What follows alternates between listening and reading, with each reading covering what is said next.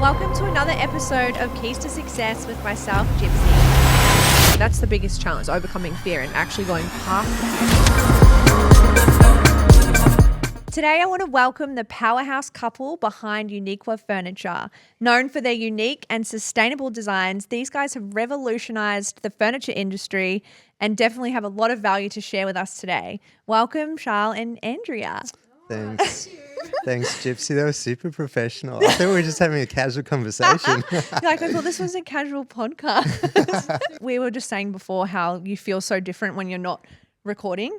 You're so like relaxed and normal, and then we're like, oh, we're recording now. And so the heart starts ticking a little bit faster, Yeah. for sure. Charles just kicked his shoes off, so we're nice and comfy. Yeah, super comfy. So tell us about you guys. Obviously, like we met many years ago when you were looking to buy a property, and then I didn't even know anything about you. I was just like, who are these like cool people? Because you dress cool and you just, I don't know, there's something about you guys that's so interesting. But tell us a bit about your story for the people listening. First of all, I'd just like to say that you guys are the coolest real estate agents on the Gold Coast. So when we were in that process of buying a house and we met you guys, it was just so cool to come to the houses that you were representing, because it was just relaxed, it was chilled and just really genuine, and we actually really enjoyed that.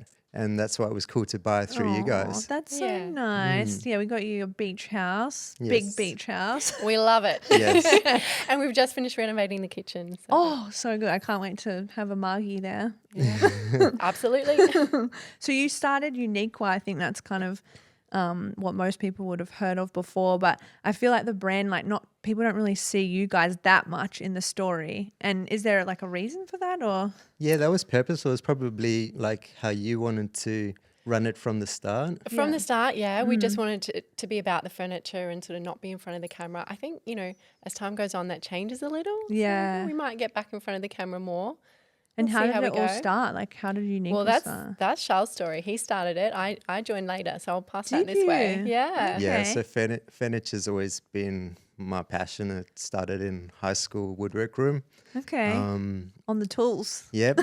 I had a woodwork teacher who, if you didn't make the joint in what you were making correctly, he would throw it out the window. And we were on the third story, so if when it hit the ground, there was no chance of getting it back. So I learned right from an early Health age. and safety too. Like kids were getting knocked out at school because you threw out. Not the same in Australia, but different that was in South back Africa. that was back in South Africa.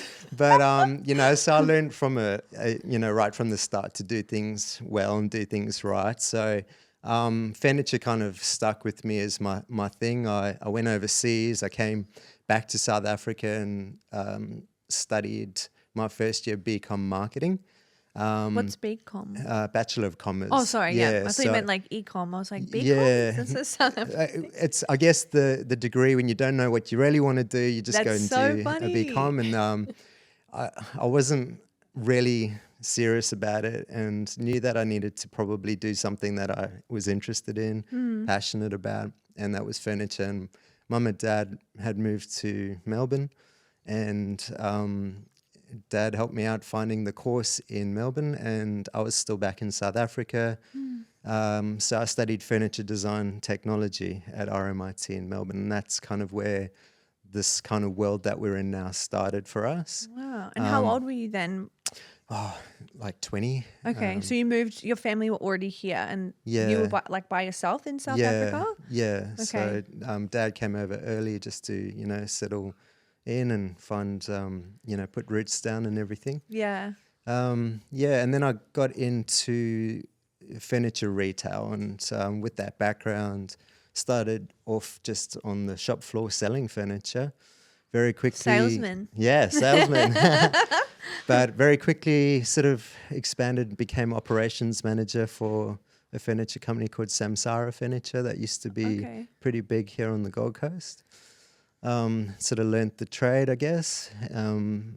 Some really great lessons through that company that I worked for, and unfortunately they went into liquidation. No way. And that's when Uniqwa started. Really? So you were working for them, they went into liquidation, and then did you resign or get paid out, or like how did that work? I kind of saw the writing on the wall and jumped out about 6 months early. Good on you. Yeah, but I'd set up the infrastructure for the franchising model that they had. So I had a lot of connections with the previous store owners of the independent stores, and that's pretty much how Uniqwa actually started, was by supplying furniture to them. But very quickly the IP got sold off and we were forced out. And we, at the same time, got flooded. That was back in 2011. What do you mean flooded? Our warehouse went underwater with the Brisbane floods. The Brisbane yeah. floods, Yeah. like 2011, like Yeah. 2/3 of Queensland was underwater. We kind of lost everything and then just had to start again. Wait, like so all of your furniture was Yeah. in one way Yeah. and it all got flooded. Yeah, Well, pretty much. We got a truck in and we were wading through floodwaters trying to carry out what we could. It was hectic. Oh, look, it was And- pretty hectic times, because like we knew that the rain was there, the dams were filling up. It was just Yeah. after all the droughts, so they were trying to save all the water in the dams, and then we knew it was going to happen, so we got friends together. We got a phone call at like 5 o'clock in the morning going, we think your warehouse might flood today. And we're like, what do you mean? Oh my gosh. So we like rang around. I think we got the last truck in Brisbane that was available because everyone was moving everything. Got there and managed to get some things out. But yeah, it was and it's really lucky that I hectic. had my truck license. So, Yeah. so actually the 6 months from leaving Samsara to starting Uniqwa, I started a little transport business. Okay. Just to have something to do. I bought a truck, a big truck. Jack of all trades. Yeah. So I got my truck license, which was so lucky, because if it wasn't for that, I wouldn't have been able to hire that truck and save as much furniture as what we did. So So were you like just early on, so 2011, the floods, but how long had Uniqwa been running? 2009 I started. Whoa, so only that short amount of time and then have that huge sort of thing impact your business. Yeah, and then we were in recovery mode for a few years, and then I joined the business in 2014. Were you guys together then, obviously, because you're helping at the Yeah. floods? Yeah. Yeah, we were married. just an We had instant- we had innocent 2 young bet by kids. Sandra. Yeah, we were married, had 2 young kids at the time. Wow. But when I joined the business, I didn't want to join the business because Okay. I did not want Why? to work with my husband because I thought that I might kill him. Some days still want to. That's probably No, no. everyone's perception, so hats off to you. I didn't want to, but I was working, and for whatever reason, I don't know, I believe in fate, that job wasn't working out, so I left, and then I kind of joined and had no experience at all, and then I now am the brand director. Wow. So Well, there's I a run lot the more to marketing. that story. Like, this is right back where we had flooded. We opened up another business to protect the brand Uniqwa. So Okay. Uniqwa had a business called the Home Warehouse, Yeah. and we were just trying to sell direct to public at that time. And we pretty much decided that we needed to kind of revisit the whole concept. We closed down that shop, and we were even going to markets. Yeah. So we had a van, and we were loading up the Sunday morning van markets. with furniture Yeah, on a that's- Saturday. That's where we started, or And restarted. Oh my god. and it was around about that sort of time where Andrea joined me. But Yeah. we even had an eBay store. Yeah, we tried everything. You were and- doing everything. Well, This that is was- all the recovery period. It's like, what are we going to do? You know, That was so Andrea's gig, was to run the eBay store. And she's like, I don't know what to do That was here. when I left my last job. I'm like, what do we do? Like, honestly, I did not know what I was doing. So yeah, it took my time to find my feet in the business, and I reckon that's kind of probably why you did well though, because you had no experience. So you're like, well, I'm going to do no everything. experience, absolutely no experience. Well, how Andrea got into what she's doing now. So when we closed that shop in the Valley, I bought myself a camera as like a milestone moment to acknowledge, like, you know, the progression and change and all of that. Bought this camera, which I never got to use because Andrea stole it off me and started learning how to take photos. And she's very good at that. Now Oh she's our my God. in-house photographer for Uniqwa. So. Oh, so you do all the photos now? Yeah, I do the in-house photography. I have some help now. I have With the another girl product. that does the product photography, but all the lifestyle stuff I do. So. Oh my god. And I love it. And I feel like, you know, sometimes these things happen, it's fate, but I ended up in the business, never would have chosen to work in a business with my husband. Yeah. Ended up there for whatever reason, didn't know what I was going to do, had a few full-on arguments in the beginning. I think it was about 3, and I think, you know, I was on my laptop going, I'm looking at Seek, what other job can I do? But, you know, once we got past that first little bit, then we actually work really well together. We, you know, 99... I think we learned pretty quickly how to work together, Yeah. and that was by creating separate roles that we Yeah. could trust each other in. And that's pretty much how it runs now. Andrea runs the marketing department and looks after all the branding, and allows me to not worry about any of that, which is so great as a business owner to not have that big, part of the business to be concerned of, because Andrea's got that covered. So that takes like a lot of trust though for you, especially if you had the business first and she came in, and then you both trusted each other to do the roles. Like what do you think were the key things that you did to make those roles work? Because obviously it has worked, but that's what we had to learn. We have to respect each other's roles. I have to respect what Charles does. He has to respect what I do and give me the space to do what I do, and vice versa. And then those two roles cross over as well. So we travel together. Charles designs furniture, we look at it, but then I'm looking at it from the marketing perspective, and then we're going, is that going to work? Yes, I think so. No, I don't think so. So it's kind of coming from two different perspectives of the business, and it's, with the years that have gone by, I think we actually do that really well together. that's a credit to you Yeah. too, because you could have two opinions that constantly butt heads, but you obviously We do. have We just learned to manage it.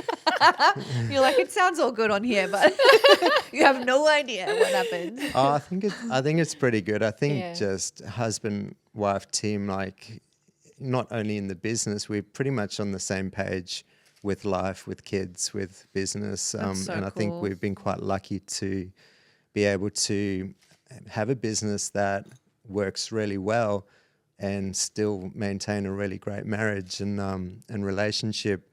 And I think it's pretty holistic all around. So it's just that it's become life and just what we do and who we are, rather than being a separate part of us. Yeah. What do you think, like, because a lot of people would listen to that and think, oh, wow, I wish my relationship was maybe more cohesive, or we kind of were on the same path. Like, what do you think is the key to that with you guys?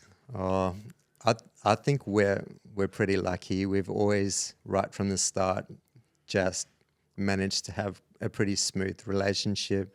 We don't really argue over many things, and I think we're just really Found your lucky. person. I found my person. Aw, But like, it's not 100%.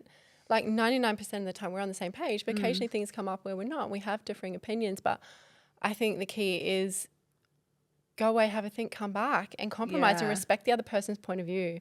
And I think Communication's it's just big. communication. That's Yeah. so amazing, because I didn't realize you guys had been together for that long. Because when I first Yeah. met you, you seem like, because you can tell that you're like really in love, and that's quite rare when people have been together for such a long time. 20 years. Especially in business as well. Oh Yeah, my 20 God. years. Yeah, 20 years last year. Last year. This year we'll be married for 21 years. Happy anniversary. That's a big milestone. That's nearly my age. It but- is, and we're No, like I'm 31. this. It went so fast, so Crazy. fast. We obviously have the right attitude with each other and compromise together, because I think that's the thing, right? I It think is, I think yeah. we've got quite a unique kind of formula that we are lucky in so many regards. But my sort of background with studying furniture, having the passion for furniture, but then Andrea didn't have any sort of qualification or interest necessarily in the type of business at that time, but she had a background being interested in fashion and marketing from other sort of parts of her life. So we managed to kind of merge those two worlds together, and that's why I think it works so well. Yeah. You're both already quite like styly people. So luckily for That's you. nice, thank you. I think Andrea's made me a bit more stylish than I might have used to be. Oh, thank God. My God. She came on and put her little touch on you. But that's what I love about you guys too, is you have your own style and your brand has that too, and you just stick to that. Like, you don't Yeah. change for anybody else or anyone else's opinion. Like, Uniqwa is so unique because of you guys and following that brand vision. Because Yeah. I was reading some things online about your brand, and obviously I know you already, but I was like, oh, maybe I need to learn a little bit about them. So I'm like Googling away, and I read something that said you guys don't sort of follow trends, but sort of follow more like your passion. Or can you kind of elaborate on that a bit? Yeah, it's kind of hard to describe. It's not very mathematical. It's kind of quite emotional. It's sort of, Yeah. I grew up in South Africa, super inspired by Cape Dutch architecture and being surrounded by beautiful things, just naturally without kind of it being pointed out. I think it's just part of the culture a little bit. And yeah, sorry, I've kind of lost track where I was going with that. Well, it coincides with what I like as well. I lived in Greece for 3 years and I spent a lot of time on the islands with the beautiful white homes and everything. So you notice like we have a lot of white. We like our white. So it kind of merges in with what Charles likes. Yeah, and I think the earliest inspiration of Uniqwa came from high-end resorts that you find in the beautiful game reserves in South Africa and Namibia, and there's a few places that have kind of been those inspirational sort of starting points for the brand. And so that's kind of been the theme right from the start, and it very much is how it feels. And I guess I see things for the beauty that they are, and maybe I kind of have a way of filtering out the things that maybe people don't find beautiful. So I think naturally and organically the range is developed and the designs have developed, and it is what it is today over many, many years of that evolution and unfolding. But it was never sort of like this is what it's going to be or this is what we're going to do. It's very, very much an organic approach to the business that works. And I think we're quite intuitive to what's working and what's not working, and we trust those instincts and don't take it so seriously, but take it seriously enough that we've not attached to it either, and let it sort of unfold pretty much organically as it has. Sounds like you're very on purpose with what you're supposed to be doing then, because you're just like following your intuition for a pretty massive company. Yeah. And I have a thing, anything we do, if we're going to do it, we're going to do it 150%. And I think that's across the board for both of us. We're both very, very hard workers. And particular. Like And very particular. And about having getting it come right. in, I didn't know how to take photos. I learned. It was a really steep learning curve, how to do photography, how to edit it, how to market the business, how to run it, how to direct the brand and the vision where it's going to go. And that just comes from a personal, it's a good thing we're on the same page because we like the same things. But I think that's the key, is we do everything 150%. If we like something, we learn how to do it, and then we execute it. And if it's not right, we do it again and again until we know how to do it 150%. And I also think being willing to compromise when it's necessary to do it, and understanding when that's the right time to do it, and not fighting for what you want, but understanding the bigger picture. Yeah. And how do you, like when you started doing your photography, you were saying like, because you're so particular, how did you find learning a new skill whilst being particular and probably being hard on yourself? Really, really hard. I'm not the most technical person. Okay. So I'm artistic. Well, it's something I've found out about myself the older I've gotten. And I think when I was at school, we didn't sort of delve into, do we use the left side of our brain or the right side? Yeah. I'm very right brain dominant. So that's the artistic side, the creative, the visual. When you come to technical things and how to use computers and do all this, oh my God, it's like over my head. So I had to learn all that in editing images and doing all the stuff and dealing with, high resolution storage and all of these things. It's been a challenge, but I'm dedicated to get it done and learning how to do it. And I think it more like with editing the images and things like that, I come from an artistic background. I'm just particular. I like maybe in the beginning it took me 10 times longer to edit an image than another photographer, but I would just be up You'd late. make it perfect. I would just do it. I wouldn't But go, I think that image wasn't okay until I was okay with it. I think we also both have a really, really strong work ethic. And so when Andrea talks about that, maybe a lot of people would sort of go, well, that's good enough, and then stop, where Andrea will push and push and push and commit and dedicate those hours that are needed to get it to the point that she wants it to be without giving up. And I think that That's work such a good trait ethic to filters have. through everything that we do in all aspects. And then also the expectations that we have on the business and how it runs and our operations and the experience that our clients then have, we hold that as our number one goal in the business. Is the client experience comes first, and it's through all that strong work ethic that we have that we demand that from our team to have that level of standard that we run the brand by. And we're super lucky to have an epic team. Yeah. Yeah. How did you create such an amazing team and keep that culture? It's hard. Another thing. Well, Another hard thing on the list. Another hard thing. Yeah, business is not easy.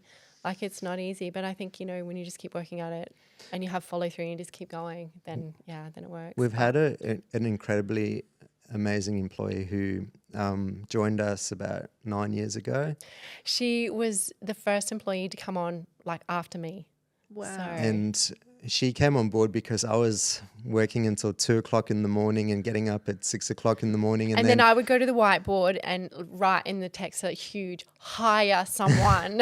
And it was at a point where, can you afford to bring someone on? Can you not afford to bring someone on? And It's like that pain point, right? yeah. And so we put an ad out and we interviewed her on our back deck. On our back deck to come and work in our garage, because that's where we started. That's where we were working from. So she worked in our shed. Wow. And she is just amazing. We love her, and she just works so hard. She's so committed and dedicated. And What's her role? she's the client relations director, and we gave her the title of director because she pretty much runs her department as if she's an owner in the business. And we're so blessed that she is so committed. And we basically don't worry about the sales side of the business in terms of the clients being looked after. Obviously, we're measuring figures and things like that on a month-to-month basis, but she has that side under control. And so we're really blessed because Kylie is her name. She looks after... Shout out to Carly. Shout out to Kylie's amazing. Kylie runs that. Andrew runs marketing. I pretty much run everything else, operations, finance, all that kind of stuff. So between the three of us, we pretty much have that covered. When you first hired her, what stood out to you to hire her? Because were there any key traits that she had that you were like, oh, we need this girl working for us? She was a nice person. Really? She was just a really, really nice person. When you get a feeling about someone? Yeah. Yeah, just her energy. Just her energy. She was really lovely. Yeah. Wow. Yeah, I think we're very blessed. I think in so many aspects of Uniqwa, the universe has looked after us. Yeah. And I think when it came to Kylie, that was just one of them. Wow, that's amazing. And what you just said about her is how she treats her role like it's her own business. I think that's such an amazing thing to find in an employee. Very rare. Yeah. Very, very rare. Very rare. And how do you fill her cup? Like, how do you make her feel valued and validated to stay with you for that long? Because 9 years with you, starting in the garden shed or the garage. Pretty much the garden shed. The garden shed. So we've always been flexible with Kylie. Her husband works shift work, so we've never worried about when she works. She works when it works for her. So we've been very flexible with her. So she lives in Brisbane. Obviously, our business is on the Gold Coast. So she comes to work when she wants to and works from home when she wants to. Wow. Total flexibility. So what does her role entail now?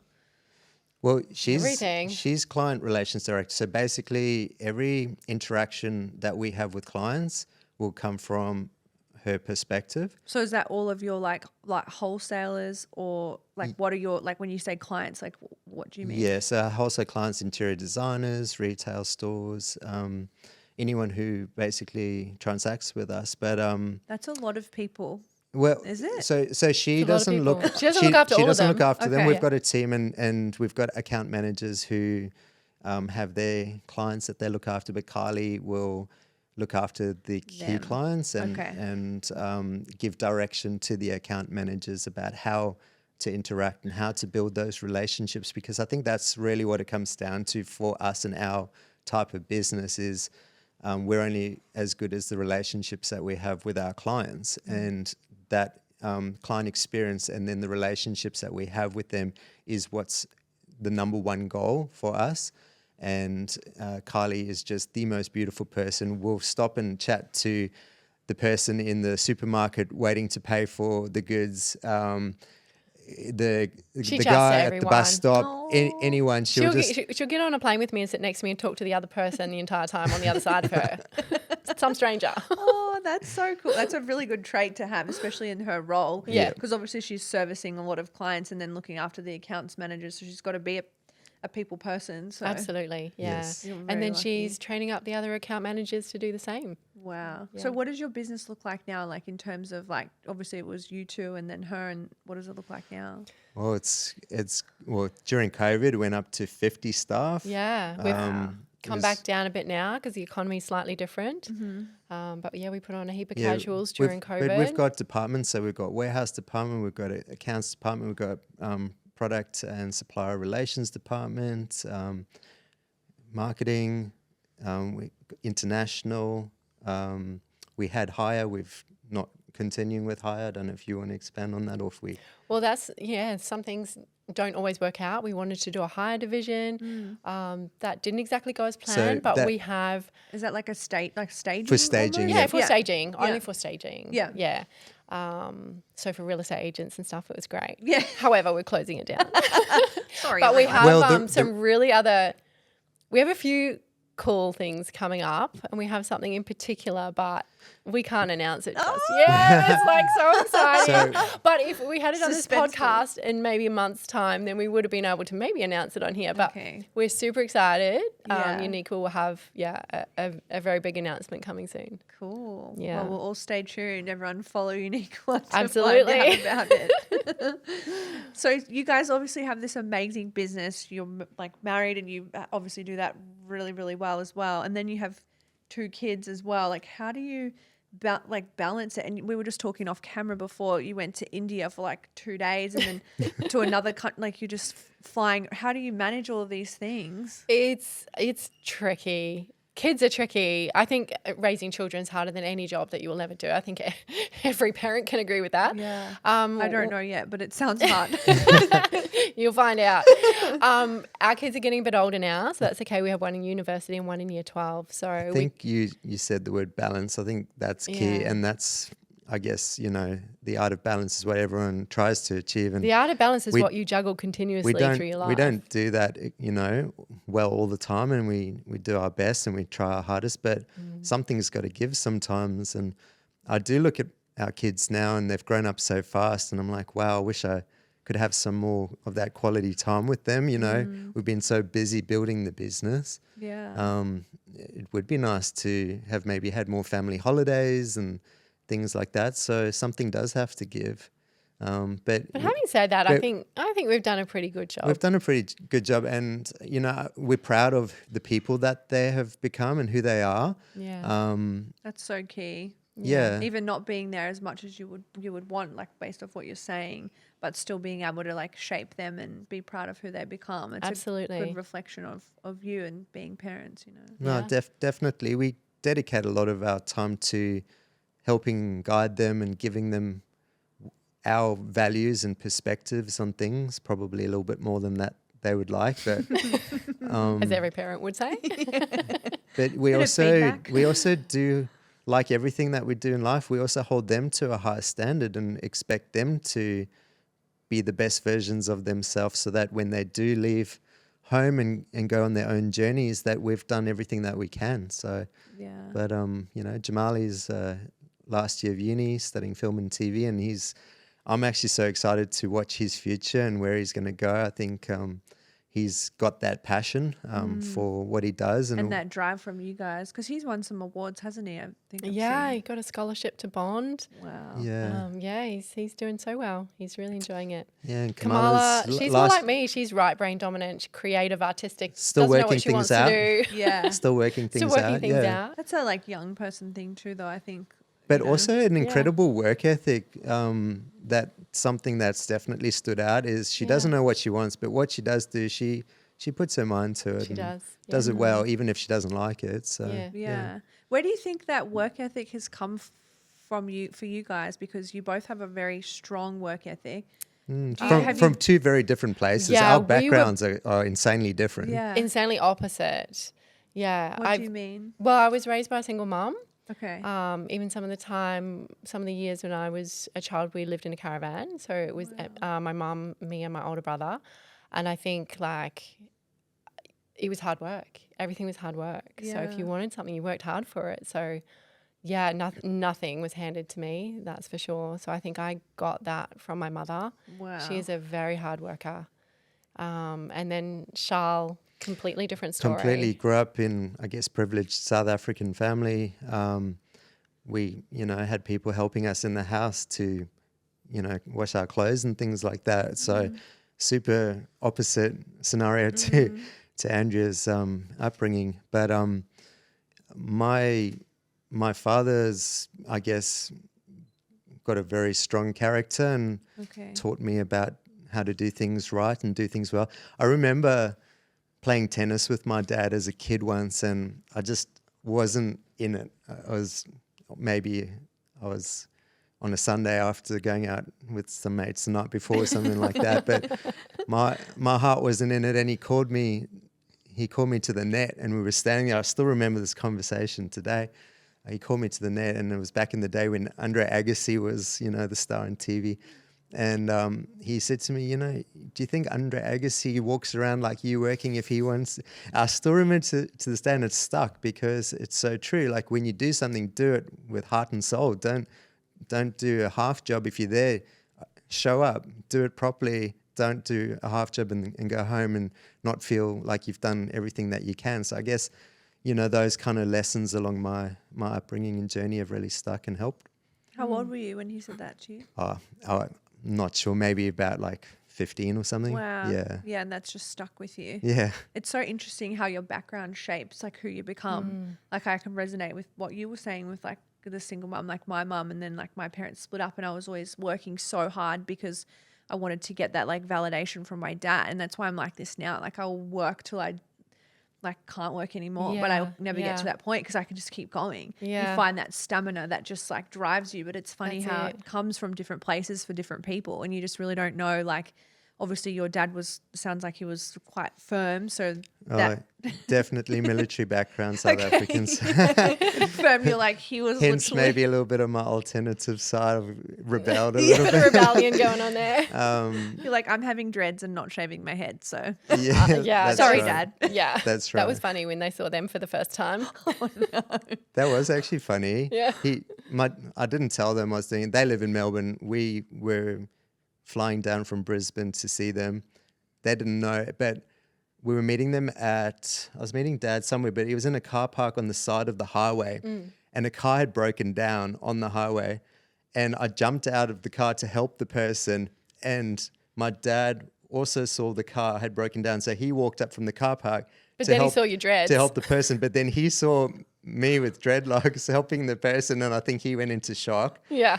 and kind of just stayed there. Wait, so that was the dreadlock reveal? Yeah, that was was the the dreadlock dreadlock reveal. reveal. Yeah. And that was like 7 years ago. Oh wow! Well, I'm sure he's grateful for the dreads now because they've I think served that- you well. I think they've embraced them now. Yeah, and that's the thing, right? You have to accept your family for who they are, and obviously you've got these pretty amazing traits that have come out from what he had taught you, and then you've used them in a different way to help you in business and life. And that's what I love about you guys is you're both like just so like humble. There's no like ego because you have started this business from the ground up, and gone through like the floods and navigating that and just building it from the ground. That's such a beautiful thing to like create and be able to be proud of. Yeah. Yeah, it is. And I am proud of it. And it has been hard work. And, when I think about it, one of the things that really grounds me is I practice Falandafa, which is a meditation practice. Okay. What's it called, sorry? Falandafa. Falandafa. Yeah, it's unfortunately being persecuted in China. That's a whole big story, but it's the most beautiful practice. I learned it when I was living in Austria. Okay. And I get up in the morning, and I always did when the kids were little, and I do my meditation. It gets me in the right frame of mind, before I start the day, before I deal with young kids. And I've done that all the way through. So I kind of I had an early life crisis, I think, where I had to reassess what I wanted out of life, what I was doing. And I found this practice, and it was something that made me look inside and look at what I wanted out of life, who I wanted to be, what I wanted to do. And it was actually after that point where I then met Charles and we got together, which was really good. And I feel like I was in a good space then. Helps you attract the right energy. Yeah, helps you attract the right energy, and definitely meditating and getting that mind frame really helps you, deal with all the situations that arise. Yeah, it's like I always say, like, how do you prepare for the day and like put your armor on, because life every day is going to throw challenges at you that are hard to navigate. And if you don't do those practices, like, you'll just get eaten alive out there. That's it. Yep. Yeah. So that's the way I do it, and that's the way I stay positive in life, and that's, I think, my grounding thing. Yeah. I want to learn more about that for sure. Yeah, it's an amazing practice. Is there any other like key things that you do that help you stay centered to? That's it. I would say that's it. Early in my life, I was a little crazy, as we always are when we're young. And I think that was the thing that grounded me, and that I think that like it based itself on truth, compassion and tolerance. So I think when things happen, which they always do in life, I come back to that, and they're my key. That's my moral compass, basically. How old were you when you found that? 24, 25. Okay. Yeah, I was living in Europe for a few years, and I moved back home at that point and basically sort of restarted my life again. And then I met Charles 2 years later. Wow. Yeah. I love that so much. And that's a beautiful thing you can carry with you all the time, because you know it like helps you attract the right people, the right opportunities, because you're always in a good state of flow. And that's it. It does. Yeah. What about you, Charles? What do you do? Well, when Andrew's meditating, I'm walking our working cocker spaniel on the beach in the morning, throwing the crazy ball. dog as well, like that. Yeah, that's what she I does. actually think I saw you the other morning. Oh, really? Yeah, Probably. walking. Yeah, with the dog. Yes, yeah, because I was at Biscuit and I had a coffee. yeah. I'm pretty sure. Yeah. I was like, I don't know if you were, because I didn't know if you were living in the Mermaid House yet or still. Out Yeah, in we're there. Anchorage. Yep. Yeah. How's the reno going? Really well. Really, we inside sort of finished now. We've just had to do some repairs to the renos because the applicators messed things up a little bit, but we've still got to do the outside. So all the inside will actually be finished this weekend, because we got micro cement done, but it was a dodgy job. So we get a guy's redoing it now. Okay. That will finish on Sunday. And But just to go back to your question, in the early stages of Uniqwa, it was sort of get up early, listen to podcasts, listen to seminars, go to seminars. What kind of like podcasts and seminars? Like business things. I used to, I don't know if you heard of a guy called Kerwin Ray. I used to listen to his stuff a lot and I attended his workshops. John DiMartini, John Asaraf. These are just some of the ones I remember. But I sort of got to a point where I was like, you can learn, you can soak all of this information in, but at some point you just got to stop and apply it. So true. And, you can just absorb information all day, but if you don't do anything, it doesn't serve you. And I think that was kind of like that pivotal point for me was, I'm doing all these things. I'm getting up. I'm doing my own meditations. I'm doing my own kind of breathing exercises and trying to, make myself the best version of me that I can be to do what I do. It's not for everyone what we do as business owners, and it's not easy. And we don't have any guidance in this. None of our families have come from a business background or anything like that. This is, we're the only ones sort of in our family that have gone out and started a business and start from scratch. Yeah, started from scratch. We've done this with no help and built it from the ground up. But I think that's what makes a business great, right? When you kind of do wing it, because you don't have this perception of how things are supposed to be. And then you really follow like what's true to you, because there's no one else giving you opinions of things. It's just literally your authentic version of what you think it should be. 100%. I think authenticity is the key, is like literally do what you believe and what comes from within. And we've never done this to make lots of money. Like that's not the driving force behind while we're in business. This is pure passion. It's such a passionate business, what we do, and we love what we do, and the staff that work with us love the products that we sell and the brand and everything that we're about. It's a really, really passionate business, and that's why I feel like super blessed that we get to do it and get to do this journey Yeah. every single day. It's so amazing. Like they talk about that. Hey, when you do what you're passionate about, money just becomes a byproduct of that because 100%. your intention is so pure that Yeah. good things just come back to you like energetically, which Well, that's is it. And I found my passion through it. I didn't know. I was always one of those people that didn't know what they wanted to do. I just wanted to have fun in life and be happy. But what do I want to do for a career? I don't know. I don't want to sit behind a desk. That's all I knew. And so, I found that, and through photography and branding and marketing and all of that, I love it. So I found my passion. really good at it too. Like if you Thank look, you. honestly, like your feed or any of your photos I ever see, they're on point. And now Yeah. it makes sense because obviously you are a perfectionist. I'm a It perfectionist. serves you well. Everyone in marketing knows I'm a perfectionist in my team. It's amazing to be like that. You know, I think sometimes, because I have the same, I would say problem because it serves you sometimes and then other times it doesn't. But That's right. there's Yeah. not a lot of people that embrace being like that, and, credit to you because it Yeah. shows in your work. Yeah. Thank you. So I guess we're just going to wrap this up with your favorite quotes. Ooh. Favorite Favorite quotes. quote. You go first. Oh, thanks. I don't Give know him if time I to think have about what he wants one. to say. Oh, I do have one. I don't know who it's by though. Okay, that's cool. This too shall pass. And that's always stuck with me. I think I heard it when I was in my 20s. So, only a few years ago. Last year. Because if something bad happens, it's going to pass. Time keeps moving, but it applies for if something good happens, this too is going to pass as well. Nothing is permanent. So don't get so happy when something good happens and don't get so sad when something sad happens. Like life is life and everything is forever changing. Yeah. So I think for me, that means don't put your happiness so much in like other people's hands or other situations' hands, because there will be bad things and there will be happy things. And that statement to me means find that happiness in yourself. That's such a beautiful quote. And it's like Yeah. not putting anything on a pedestal. Yeah, yeah.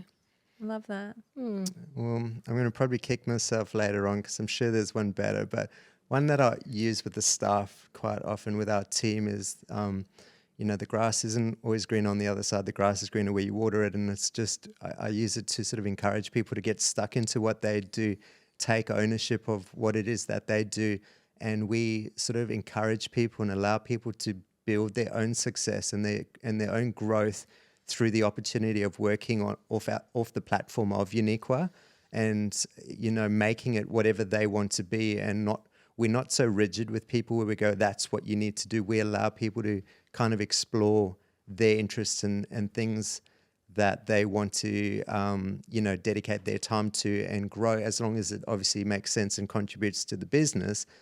We give people that freedom to do that. I absolutely love that. Watering the grass. Don't go looking for the greener grass. Just water your own grass. That's right. Yep. It's so beautiful. Well, thank you guys for being a part of this. I really appreciate so much value in today. It's been a lot of Oh fun, my Gypsea. God. It's been really cool to have a good Yeah. convo. Thank you for Thank inviting you. us here. It's awesome. That's a wrap.